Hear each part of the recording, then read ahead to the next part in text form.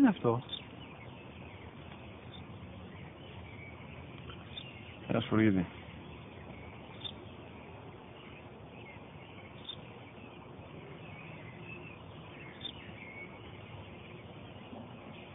Τι είναι αυτό?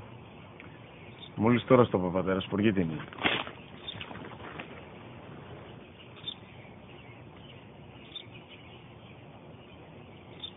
Τι είναι αυτό?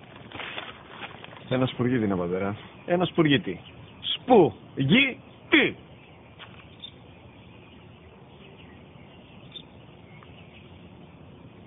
Τι είναι αυτό? Γιατί το κάνεις αυτό το πράγμα, μπορείς να μου πεις? Τόσες φορές σου είπα, είναι ένα σπουργίτη. Δεν το καταλαβαίνεις. Πού πας?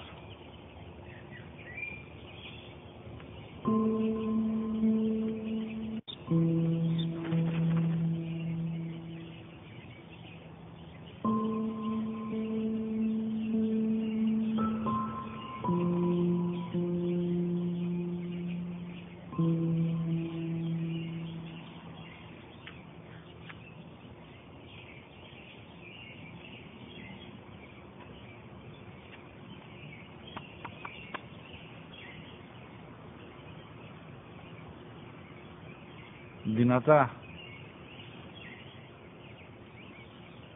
Σήμερα ο μικρός μου γιος που πριν λίγες μέρες έκλεισε τα 3 καθόταν μαζί μου έξω στο πάρκο όταν ένα σπουργίτη ήρθε και κάθισε απέναντί μας. Ο γιος μου με ρώτησε 21 φορές τι ήταν αυτό και το απάντησα και τις 21 φορές ότι ήταν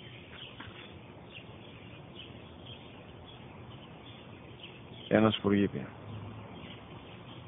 Τον αγκάλιασα τρυφερά και τις 21 φορές που μου έκανε την ίδια ερώτηση, ξανά και ξανά, χωρίς να εκνευριστώ, νιώθοντας στοργή για το αθώο μου αγοράκι. وَقَضَى رَبُّكَ أَلَّا تَعْبُدُوا